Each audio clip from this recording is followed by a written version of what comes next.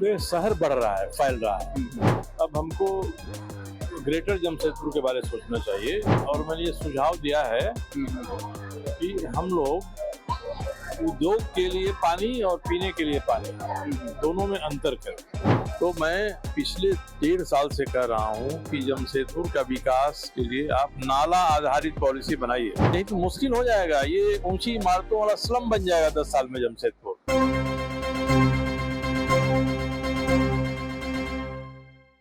नमस्कार, जोहार। मैं अभिषेक और आप देख रहे हैं जमशेदपुर का सबसे ज़्यादा फॉलो किया जाने वाला media channel Jamshedpur steel city. फिलहाल हमारे साथ जमशेदपुर पूर्वी के विधायक सरयू राय जी हैं। इनसे थोड़ी बातचीत करेंगे। तो सर, बहुत बहुत स्वागत है आपका। और जो अभी मेन मुद्दे पर आते हैं, जो सबसे बड़ी अभी पानी की जो समस्या है, ज़्यादातर जो जमशेदपुर वासी गंदे पानी की समस्या से जूझ रहे, इस पर थोड़ी बात करना चाहते हैं।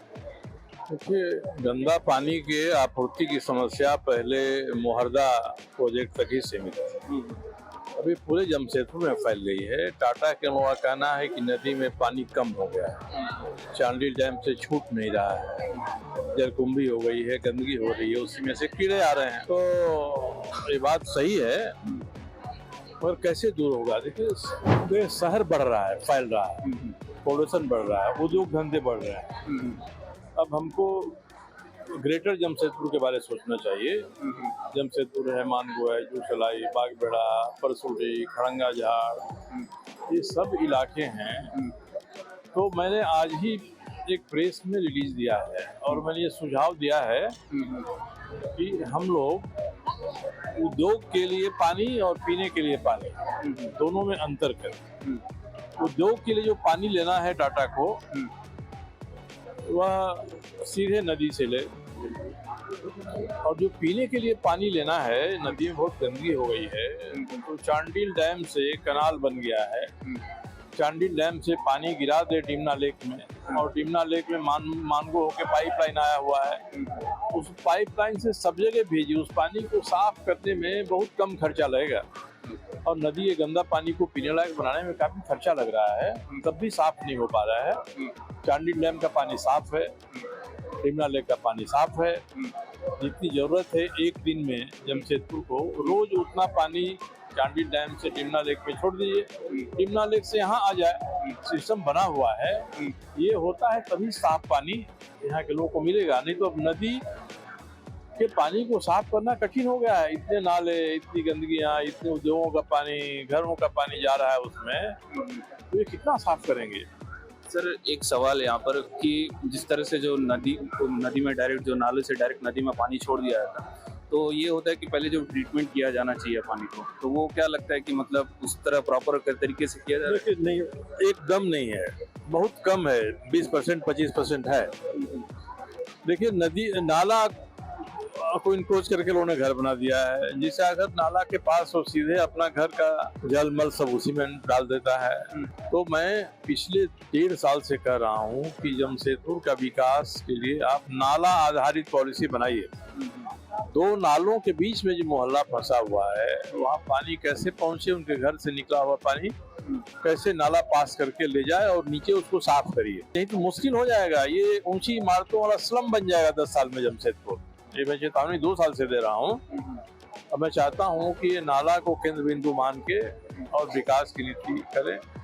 नाला की सफाई केवल मानसून आने के पहले ना हो, बल्कि लगातार साल भर होती रहे, ताकि पानी खींच के ले जाए और नीचे सीवेज ट्रीटमेंट प्लांट बनाइए, उसे साफ करिए, तब नदी में गिराइए। तब भी अगर व्यवस्था उतना नहीं होती है, तो पीने के पानी के लिए नदी से पानी मत खींचिए। वही पानी है स्वर्णरेखा का, चाहे चांडिल से लीजिए या मानगो में उनका बना हुआ है वहां से लीजिए, या मोहर्दा से लीजिए, बागबेड़ा के लिए खरकई में बन रहा है, तो सब तो एक ही नदी नाला है जिसका पानी आप खींचते हैं। उसको साफ करना बहुत मुश्किल हो गया है, तो सीधे चांडिल का पानी लीजिए। वही पानी नीचे आता है, खींचते हैं, उसी को चांडिल से लीजिए और सब घरों तक पहुँचाइए। सर, आखिरी सवाल आपसे, जो हम देखते हैं स्वर्णरेखा नदी में आसपास जो हाल फिलहाल में इतने इवेंट वगैरह हुए, तो ये कदम आपको कैसा मतलब प्रॉपर लगा कि साफ सफाई वगैरह जो अभी हाल फिलहाल में हम इवेंट वगैरह देखते हैं स्वर्णरेखा नदी में, तो इससे कुछ फायदा हो दिखता है ऐसा? देखिए, नदी को कोई कहे कि हम साफ करेंगे, ये उसका बड़बोलापन है। नदी तो हर मानसून में बाढ़ आती है, नदी साफ कर लेती है अपने आप को, उसके बाद के 8 महीने में हम उसको गंदा करते हैं। तो हम गंदा करना छोड़ दें तो यही नदी पर सबसे बड़ी कृपा होगी। उसको साफ करने की बात आप मत करिए, हम गंदा नहीं करेंगे। देखिए 2 मानसून में नजारा नदी का बदल जाता है। और नदी के जो किनारे हैं उनको नदी का किनारा रहने दीजिए, हर जगह कंक्रीट का पत्थर का कर दीजिए। ओके कि हमने बड़ी अच्छा काम किया। हर नदी की अपनी इकोलॉजी होती है, उसका एनवायरनमेंट होता है, उसके किनारे घास फूस पेड़ पौधे लगे होते हैं, नदी का उनसे जीवंत रिश्ता होता है, वो नदी को साफ रखते हैं। अब उनको काट के छांट के बड़ी सुंदर बना दिए, देखने में तो अच्छा लगता है, साहब हमने नदी को बड़ी सुंदर कर दिया, नदी के किनारा को, तो उससे नदी को नुकसान होता है। और जो नदी के जो हम जैसे स्वर्णरेखा नदी में इवेंट वगैरह देखते हैं तो इस पर कितना ही असर है? नदी के भीतर इवेंट करते हैं तो ये ध्यान रखिए इवेंट हो, पूरी सफाई रहे।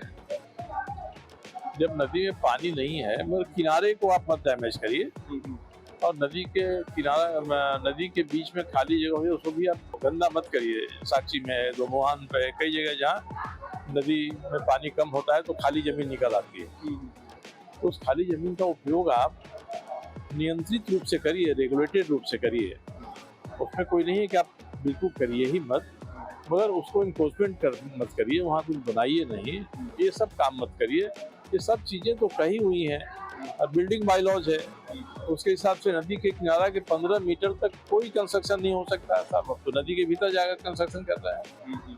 तो सरकार ने जो अब तक नियम कानून बनाया है उसको लागू तो करे, वहाँ शक्ति दिखाए, तो ये होता नहीं है।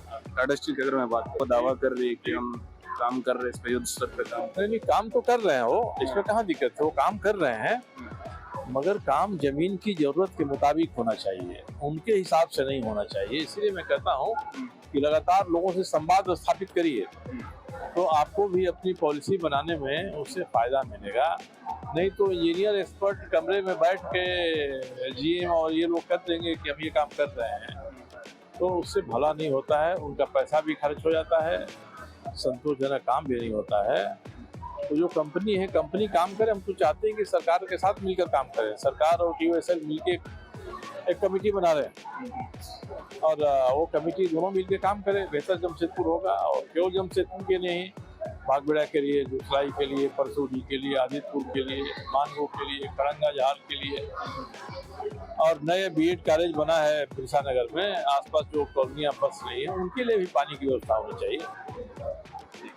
तो आपने अभी सुना जमशेदपुर पूर्वी से विधायक सरयू राय, जिन्होंने जिस तरह से जो अभी जमशेदपुर वासी जो गंदे पानी की समस्या से जूझ रहे हैं उन पर इनका क्या कहना है। तो ऐसे इंटरेस्टिंग अपडेट के लिए जमशेदपुर स्टील सिटी को फॉलो करना ना भूलें। तब तक के लिए कैमरामैन खालिद के साथ मैं अभिषेक, धन्यवाद।